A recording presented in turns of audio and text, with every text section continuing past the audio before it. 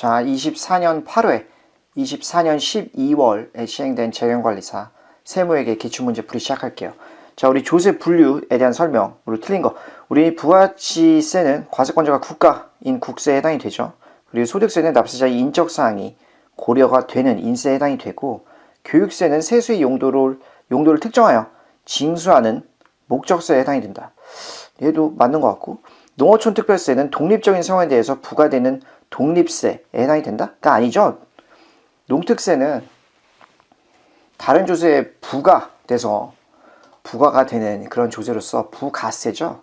그래서 농특세 같은 경우는 우리 증권거래세 이런 거에 뭐 0. 몇 프로, 종합부동산세 뭐 20% 이런 식으로 다른 세금에 이렇게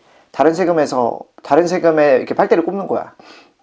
그래서 교육세 같은 것도 마찬가지로 독립적으로 과세가 되는 게 아니라 무슨 뭐 개별 소비세의 한 30%, 주세의 10% 등등 해가지고 다른 세금에서 이렇게 빨아오는 그런 개념이다. 그래서 농특세도 우리 증권거래세, 증권거래 같은 거 할 때, 주식거래할 때 세금 내잖아요. 그거의 0. 몇 프로를 배분을 받아요.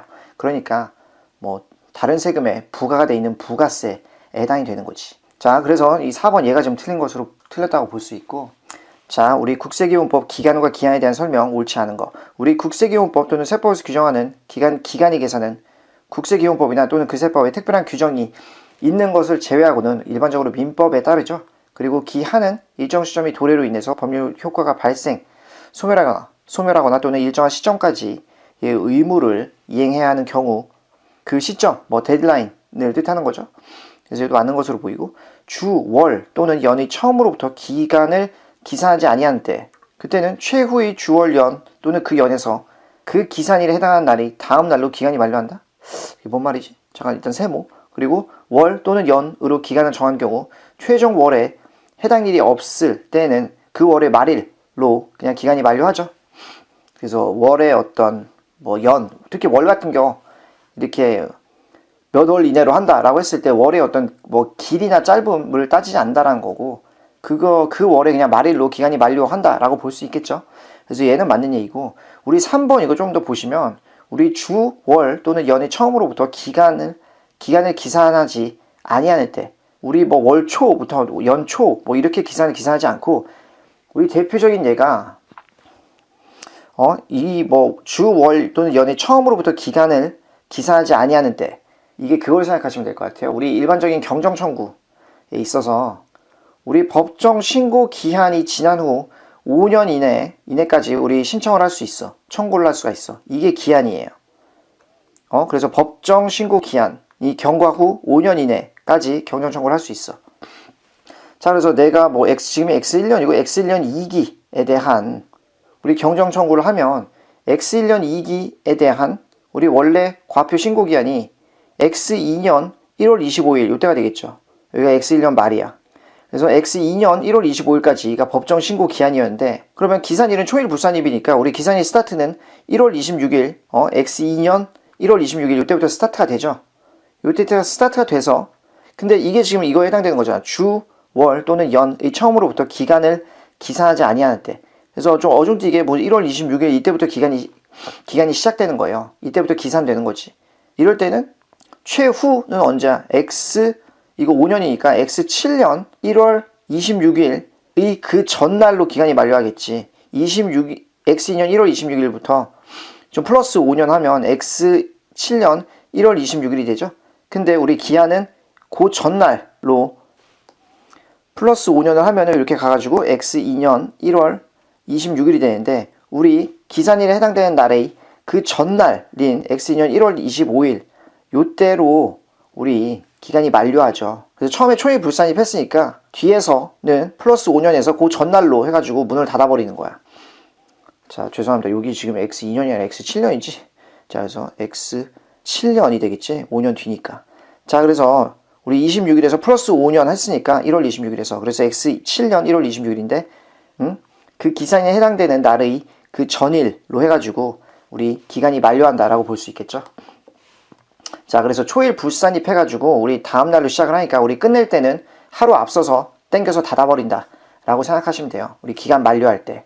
자, 그래서 얘가 지금 틀린 내용이다. 그래서 여기 최후의 월에서 우리 기산일에 해당하는 날의 전일이 1월 25일이 되는 거지.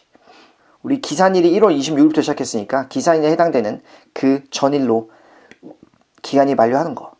자, 그래서 3번 얘가 지금 틀린 내용이었고, 우리 과세 대상이 되는 소득, 수익, 재산, 행위 또는 거래의 귀속이 명의일 뿐이고 사실상 귀속되는 자가 따로 있어. 그러면 사실상 귀속되는 자를 납세 의무자로 해서 세법 적용하는 거, 이거 실질과세의 원칙이라고 보면 되죠. 자, 계속해서 보시면 우리 세무조사 결과 통지나 과세 예고 통지를 받은 자가 통지를 받은 날로부터 30일 이내에 통지를 한 세무서장이나 우리 국세청장한테 적법성에 대한 심사를 청구할 수 있는 것은 과세 전 적부심사에 대한 내용이고, 기초적인 개념을 묻고 있죠. 그리고 법인세 관련 설명, 법인세로 왔어. 자, 보시면 토지 등 양도소득에 대한 법인세는 주택 별장, 주택을 취득하기 위한 권리로서 우리 입주권 및 분양권, 그리고 비사업용 토지, 이 양도소득에 대해서 과세를 한다. 맞는 것으로 보이죠? 딱히 잘못된 거 없는 것 같고, 청산소득이란 우리 영리내국법인의 해산하는 경우에 발생하는 소득을 뜻하죠. 영리내국법인의 해산, 비영리법인은 우리 법인이 딴 법인으로 넘어가거나 아니면 국가에 귀속되거나 하기 때문에 청산소득 과세 안 하고, 외국법인은 청산은 외국에서 하죠. 그러니까 우리나라에서 과세 안 한다. 그리고 해산할 때 청산소득이 발생하는데 합병이나 분할 같은 경우는 제외를 해. 왜냐하면 합병이나 분할되면 이게 완전히 없어졌다고 볼 수 없잖아요. 계속 존속을 하잖아. 딴 데 합병되거나 아니면 분할돼가지고 계속 존속이 되니까 이런 해산은 제외한다. 자, 얘도 맞는 것으로 보이고, 우리 상호 출자 제한 기업 집단에 속하는 내국법인과 미완료 소득에 대한 법인세 납세 의무를 지니는데, 우리 자기자본 500억 초과하는 내국법인 같은 경우는 예전에 대상이었는데 지금은 아니죠. 그러니까 얘가 지금 제대로 틀렸지. 얘는 미완료 소득 대상이 아니다, 이제 더 이상. 자, 얘가 틀린 것으로 보이고, 우리 법인세법상 소득금액은 각 사업년도의 법인세 순자산 증가액을 화폐적 수치로서 표시한 가액이다. 아주 지극히 당연한 얘기를 하고 있고. 자, 그래서 우리 3번 얘가 지금 틀린 내용이었고, 우리 자본금과 적립금 조정 명세서 을표에 기재되는 세무조정은 이제 유보 관련된 거죠. 그래서 유보니까 감가상각비한도 초과액 송금불산입, 얘가 지금 해당이 되고, 나머지 자본잉여으로 계상한 자기주식 처분은 이게 입금산입, 이건 기타죠. 기타로 처분하고, 임원 퇴직급여 한도 초과액, 이건 임원한테 소득이 간 거니까 상여로 처분하고, 우리 특례기부금 한도 초과액, 기부금 한도 초과액은 기타 사회 유출로 처분하지. 자, 그래서 1번 답이 된다. 자, 그리고 우리 입금으로 인정되지 않는 금액, 입금 해당 여부를 한번 따져보면, 우리 세금, 과온합금, 환급금 이자를 받으면 이거 약간 보상금 성격이라서 입금 불산입으로 봐주죠. 그리고 송금 불산입된 게 돌아오면 이것도 입금 불산입이고, 채무 면제이익 같은 경우 원칙적으로 입금 항목이죠. 2월 결손금에 대해 보전되거나 그런 게 아닌 경우, 그리고 송금에 산입된 재산세 환급이 되면 송금에 산입된 게 돌아왔으니까 입금에 해당이 되죠. 자, 그래서 입금으로 인정 안 되는 거 요거 두 개니까 300만 원.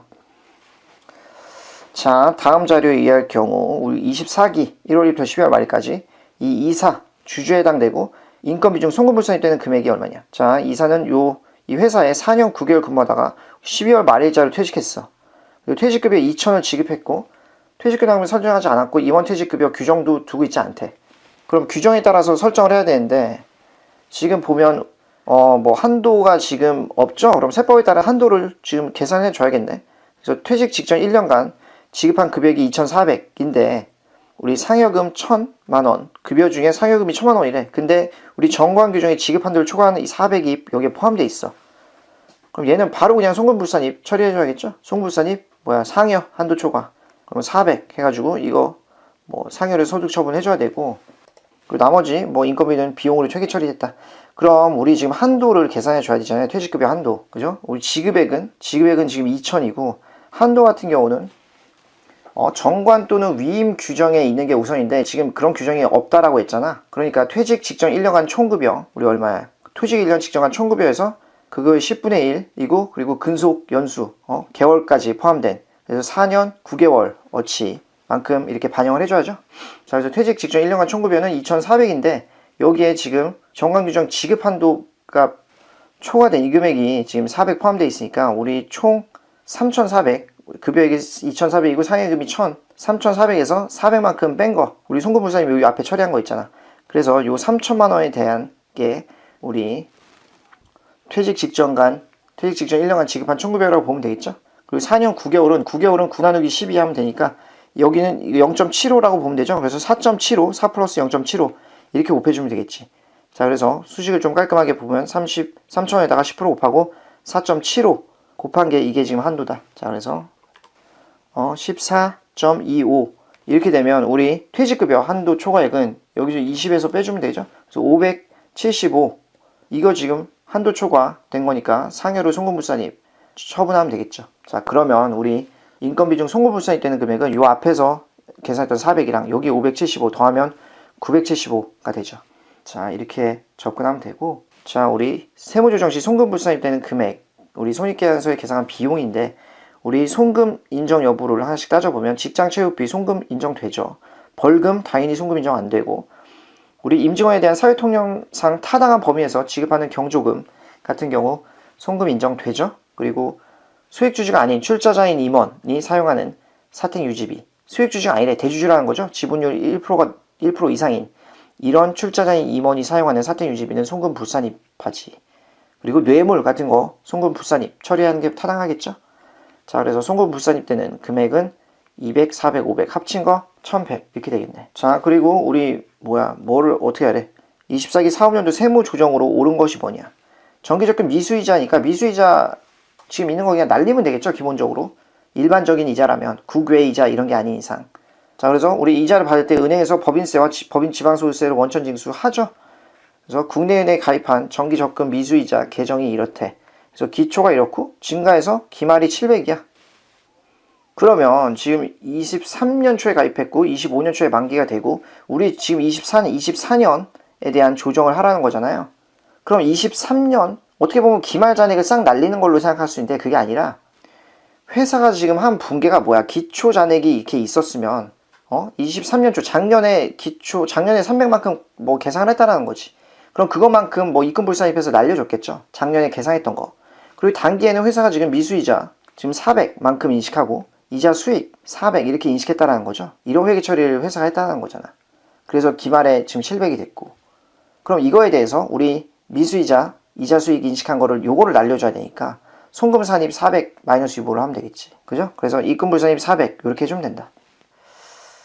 자, 이런 식으로 처리하면 되고, 그래서 우리 원천징수 대상 이자 수익에 대해서 기간 경과분 이자, 미수 이자를 결산서의 수익으로 이렇게 계상했으면 이거 입금으로 보지 않는다라는 거.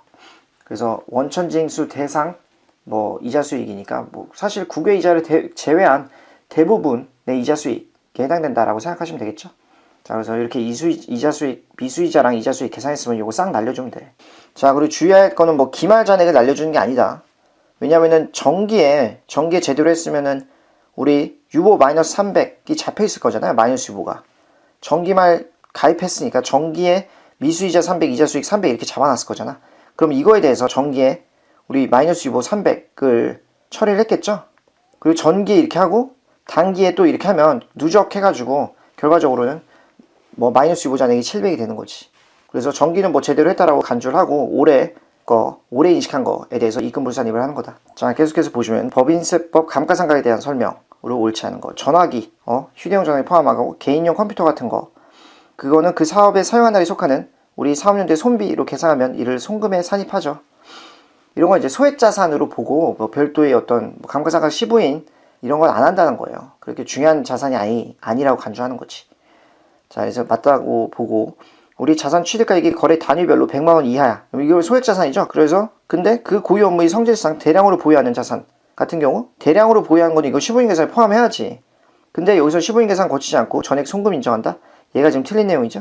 자, 그래서 취득가액이 거래 단위별로 100만 원 이하이면 소액자산이 맞는데 그 경우에는 시부인 과정 안 하고 전액 송금을 인정을 해요. 근데 고유 업무의 성질상 대량으로 보유하는 이런 자산은 시부인 계산 해줘야 된다는 거.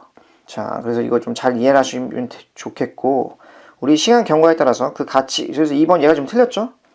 가치가 감소되지 아니하는 자산은 우리 감가상각 자산에 포함하지 않는 게 타당할 테고, 우리 광업권에 대해서 감가상각 방법 신고하지 않았으면 생산량 비례법을 적용하는 게 타당하겠죠.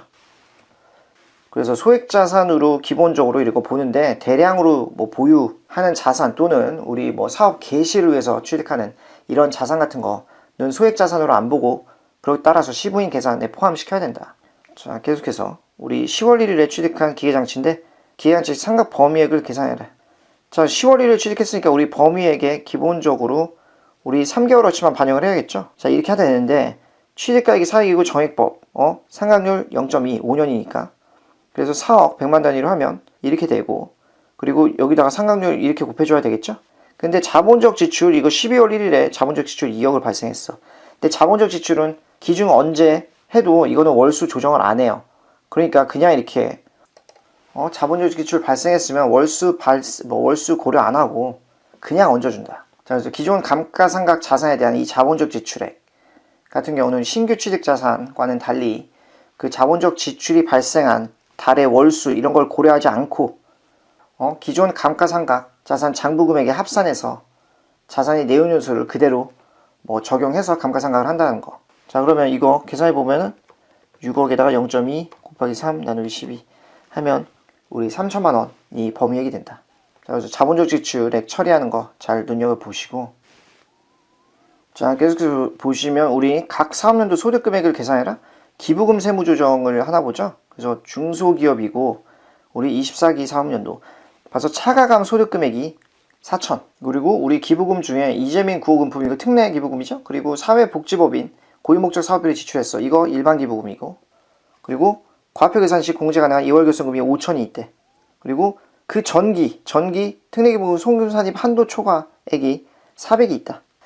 자, 이거 보시면 차가감 소득금액은 각 사업연도 소득금액 계산 이전에 우리 일반적으로 각 사업연도 소득금액인데 차가감 소득금액에서 결과적으로 우리 기부금 조정을 더하고 빼고 하면은 우리 각 사업연도 소득금액이 나오죠. 자, 그래서 우리 근데 기부금 출발 금액이 되는 기준 금액 같은 경우는 우리 차가감 소득금액에서 결손금 이거 빼주고, 그리고 기부금 우리가 차가감 소득금액에 단기손익에 결산서상 단기손익에 이 기부금들이 다 지금 비용으로 처리가 됐잖아. 그래서 얘네들을 비용 처리된 걸 다 원상 복귀시켜줘. 그래서 16이랑 20 요만큼 더 해줘야겠죠. 1600이랑 2천만 원만큼. 자, 이런 식으로 기준금액을 구해주면 우리 금액이 얼마야 이거? 기준금액이 2600이고 우리 특례기부금 그러면은 특례 한도는 우리 이 기준금액의 50%로 시작을 하죠. 그러면 이 한도가 1300이고 특례기부금 지출액이 1600이잖아. 그럼 1600에서 우리 1300 뺀 거, 그럼 특례기부금 한도 초과액이 300이 나오죠. 그럼 이거 기타 사회 유출 처분해야죠. 송금부산입. 자, 이렇게 일반적으로 처리가 되는데, 근데 지금 문제가 뭐냐면 우리 얘가 있어. 얘가 지금 골치야. 특례기부금 송금 한도 초과액이 400이 있고, 한도 초과액이 있으면 이거는 향후 10년간 2월에서 송금 산입이 가능하잖아요. 전기에 지금 한도 초과액이 있으면. 근데 우리 단기에 봤더니 한도가 1300이야. 그럼 이런 경우는 요 한도 초과액 얘를 먼저 발생한 2월액은 단기 기부금보다 먼저 송금에 산입해요. 그러면 우리 한 초를 계산하기에 앞서서 이런 식으로 수정을 해줘야지. 일단 송금 산입 우리 정기 특례기부금 특례기부금 한 초 해가지고 300만큼 송금 산입 시켜줘. 기타로 소득 처분하고 이렇게 송금 산입을 300이 아니라 400이죠. 우리 한도가 충분히 1300 충분히 있으니까 송금 산입 400만 원만큼 송금 산입 시켜주고, 그러면 한도가 특례기부금 한도가 1300인데 여기서 지금 400만큼 송금 산입 시켰으니까 이만큼 한도가 줄어들죠. 그죠? 그럼 한도가 지금 900으로 줄어든다는 거야. 자, 그래서 이 과정을 잘 눈여겨봐야 된다. 그래서 이렇게 한도가 줄어들어. 이렇게 되면 우리 시부인 계산 다시 해보면은 1600에서 우리 한도가 900인데 1600을 지출했으니까 이제 송금불산입 우리 단기 특례기부금 한도 초과 해가지고 700만큼 1600이랑 900 차이니까 700만큼 기타 사회 유출로 처리가 되겠죠. 자, 이렇게 되고 이제 특례기부금 끝났으니까 일반으로 가야죠. 자, 이 문제 좀 쉽진 않아요. 자, 그래서 일반 기부금 우리 한도로 가보면, 자, 여기서 이제 기준금액이 있고 여기서 이제 앞서 특례기부금에서 송금 산입된 거는 얼마야? 우리 한도만큼 송금 산입이 됐겠죠. 그래서 한도 1300만큼 송금 산입이 되고 이거의 10%가 한도가 되지. 자, 그러면은 이거 얼마야? 130만큼이 한도가 되죠. 자, 그래서 이거 특례기부금 송금 산입이 1400, 왜 1300이냐면 우리 원래 처음에 1300을 구했다가 400 뺐잖아요. 근데 그래서 그 한도가 900으로 줄었는데 결과적으로는 전기에 있던 거 400이랑 단기 900 이렇게 합쳐져 가지고 1300이 한도를 풀로 채워서 송금 산입이 됐다라고 봐야지. 그죠? 특례기부금 송금 산입액을 구해주는 거니까. 그래서 감소된 한도 900이랑 그리고 우리 정기에서 넘어온 거 유보가 아니지. 정기에 있던 한도 초과액이 단기 송금 산입 400이 됐잖아. 자, 그래서 1300이 송금 산입이 된 거니까 자, 일반 기부금 한도 계산 시 요거를 이제 빼줘야지. 자, 그러면 한도가 130이 되고 우리 지출한 게 2천만 원이죠. 자, 그럼 한도 초과 한 초액은 우리 2천만 원에서 130을 뺀 거니까 우리 1870이 일반 기부금 한도 초과가 되는 거지. 그래서 얘는 뭐 송금불산이 기타 사회 유출을 해줘야죠. 자, 그래서 우리 조정한 거 지금 다 보면 우리 송금불산입 여기 400 여기서 했죠. 그리고 그 다음에 송금불산입 우리 단기 기부금 700만큼 송금불산입 되고 그리고 일반 기부금 1870 요렇게 해가지고 얘만큼가 조정이 되니까 우리 이거 구해주면 7-4 그래서 21.7만큼 이렇게 조정을 해주고 차가감 소득에서 우리 21.7만큼 더해주면 결과적으로 61.7이 각 사업연도 소득이 되겠죠. 자, 그래서 기부금 좀 쉽지 않은 그런 문제일 거라 생각이 드는데 좀 고득점을 목표로 한다 하는 분들은 요 정도까지 좀 학습을 해 놓으시는 게 좋지 않을까. 근데 이거 너무 머리 아파서 난 도저히 이거는 좀 자신이 없다 하는 분은 뭐 굳이 이 정도까지 뭐 깊게 봐야 되나 싶긴 해요. 상당히 좀 난이도가 있는 문제인 것으로 보인다. 생각하기 좀 많어. 자, 그리고 우리 다음 거 기업 업무 추진비 설명 보시면 광고 선전 목적으로 달력 등을 뭐 불특정 다수인한테 기증해 이런 거는 업추비로 안 보고 그냥 광고 선전비로 전액 송금 인정해 주죠. 그리고 업무 추진비는 우리 금전에 현물로 제공하면 둘 중 큰 거로 보죠. 시가와 장부금액 중 큰 거를 업추비로 보고 특정 거래처의 광고 선전 물품으로 3만원 상당의 달력과 3만원 상당의 컵을 기증했으면 업추비를 6만원으로 본다? 자, 물품을 우리가 광고 선전 물품인데 근데 이거 뭐 특정 거래처한테 주면 연 5만원 이내는 뭐 이건 문제 안 삼아요. 그냥 전에 광고 선전비로 인정을 한다는 거지. 근데 이렇게 되면 지금 3만원 줬으니까 6만원이잖아요. 그러면 이거 과세되는 거 아닌가요? 볼 수 있는데 요 연 5만원 이내를 따질 때는 개당 3만원 이하는 또 카운트가 안 돼. 그러니까 3만원 이내인 거는 뭐 무한대로 저도 광고 선전비 인정해 준다라는 거죠. 그래서 6만원 업추비로 보는 게 아니라 3만원 이하인 거를 그냥 주면 우리 업무 추진비를 안 보고 그냥 다 광고 선전비를 보겠다라는 의미죠. 자, 그래서 얘가 지금 틀린 것으로 보이고 우리 업추비 관련 VAT 매입세액 불공제액 같은 경우 자산으로 우리 매입세액 공제는 받지 못하지만 그래도 업추비로 보죠. 우리 뭐 거래처랑 식사하면서 11만원 어찌 식사하고 카드 미지입금 이렇게 카드를 긁었어. 그럼 카드 미지입금 11만원 잡히고 부가세 매입세 만원 결제가 됐겠죠.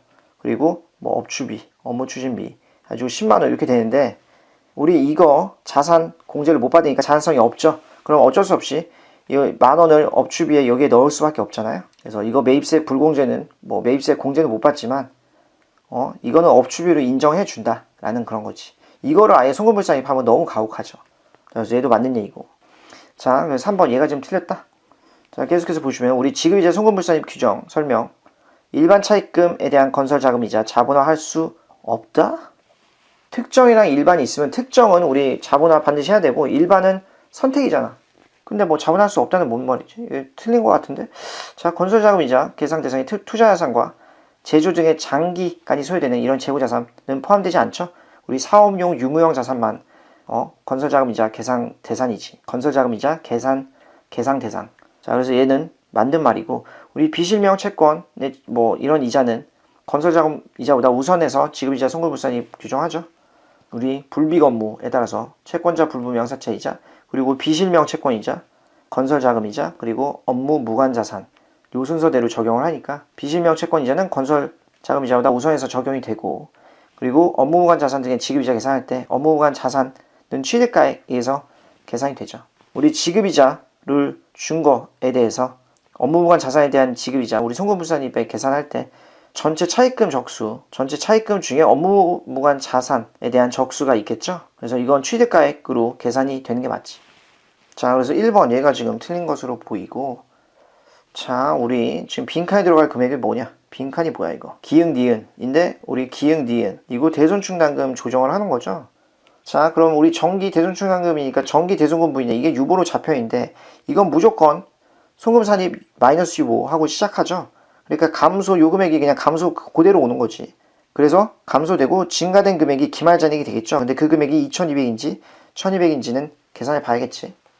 자, 그래서 대손충당금 조정하면 우리 기말잔액을 전부 설정한 것으로 보고, 그래서 BS상 기말잔액이 2200이고 우리 한도는 우리 단기 설정 대상 채권 금액이 5억이 있네요. 5억이 있고 우리 1%랑 실적률 중에 큰 거를 적용하니까 그냥 2%를 적용하면 되겠지. 그럼 한도가 1000만 원이니까 우리 한도 초과액은 결국에 1200이 나오겠네. 2200에서 1000 빼면.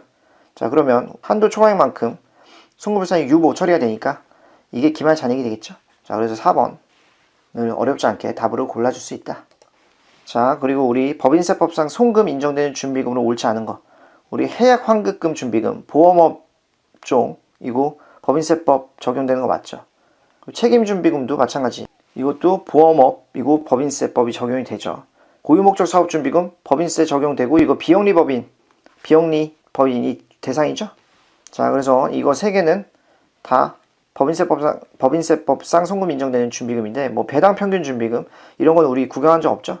구경한 적 없으니까 얘가 지금 답이 되겠지. 자, 계속해서 보시면 우리 필요한 세무조정 옳은 게 뭐냐? 토지 매입했는데 회사의 전무이사로부터 시가 10억인 거를 고가 매입한 거야. 13억에.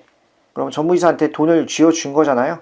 전무이사한테 돈을 쥐어준 거니까 손불해가지고 우리 손불 상여 처분하면 되겠지. 3억만큼. 그리고 자산 과대계상 됐으니까 송금 산입 자산 깎아줘야죠. 자산 깎아줘. 3억만큼 해서 마이너스 유보. 자, 그래서 고가 매입했으면 그 자산 날리면 되고, 그리고 그 이득 본 사람, 우리 전무이사니까 이 사람한테 지금 3억 지금 더 많이 쥐어준 거잖아, 시가보다. 그러니까 이거 근로소득 과세돼야죠. 송금불산입하고 상여 처분해야지. 자, 그래서 이거 뭐야 이거 어디 있어? 그래서 토지 3억 유보랑 그리고 송금불산입 고가 매입액 상여 이게 지금 맞는 처분이겠죠. 자, 이런 식으로 보시면 되고 우리 과표 사업연도 1년이고 과표를 계산해라. 단기순이익 있고 입금산입, 송금산입 이렇게 더하고 빼고 그리고 바로 전기에 발생한 2월 교수금이야. 그럼 이거 다 빼줄 수 있겠죠? 15년간 2월 공제 가능하니까 이거 다 빼줘. 그리고 비과세 소득, 이비소 요 순서대로 빼주잖아요. 자, 그러면 우리 하나씩 해보면 입금산입, 송금불산입 하면 이거 플러스 30 해주면 되겠죠. 그리고 2월 결손금 하니까 2월 결손금 빼고 그 다음에 비과세 소득 빼고 소득공제 빼고 이런 식으로 순서대로 빼주면 되겠죠. 자, 그러면 이거 얼마야? 230에서 15 빼면 215? 자, 뭐 간단한 거였고. 자, 우리 법인세 신고납부제도 설명 보시면 법인 신고 시 자동변동표를 첨부하지 않으면 신고하지 않는 것으로 본다. 자본변동표는 필수 첨부 서류가 아니죠. 자본변동표는 사실 관심 있어 하는 사람이 없지. 그래서 이걸 첨부 안 하면 무신고로 본다가 아닌 거죠. 그래서 1번이 틀린 것으로 보이고 우리 내국법인에게 비영업 대금의 이익을 지급하는 자는 우리 원천징수세율 25% 적용해서 계산한 금액에 상당하는 법인세를 징수해서 우리 세무서에 납부해야 되고 그리고 우리 법인한테 그 소득 지급할 때 우리 딱 세 가지 원천징수 대상이 되는 우리 법인한테 뭔가를 지급할 때 원천징수 되는 경우 딱 세 가지 그 중에 비영업 대금 이익이 있었죠? 비영업 대금 이익 25% 그리고 일반 이자 소득 14%로 하고 그리고 투자신탁 이익이 있었죠. 배당 소득 중에 투자신탁 이익 해가지고 이거 14%로 하고 그래서 우리 법인에게 소득을 지급할 때 원천 징수되는 소득 딱 세 가지 이거는 반드시 잘 기억해 놔야 된다. 자, 맞는 얘기고 중간연합세액은 우리 중간연합 경과날 6월 말이죠. 2달 이내에 신고 납부해야죠. 그래서 일반적으로 8월 말까지 신고 납부해야 되고 우리 법인세 포탈 우려가 있어서 조세채권을 조기에 확보해야 할 것으로 인정이 되는 경우 3년도 중이더라도 수시로 법인세를 부과할 수 있어요. 수시부가세액 이런 걸로. 자, 그만큼 법이 강력하다 라고 이해를 하시면 되고 우리 1번 얘가 지금 틀린 내용이었지.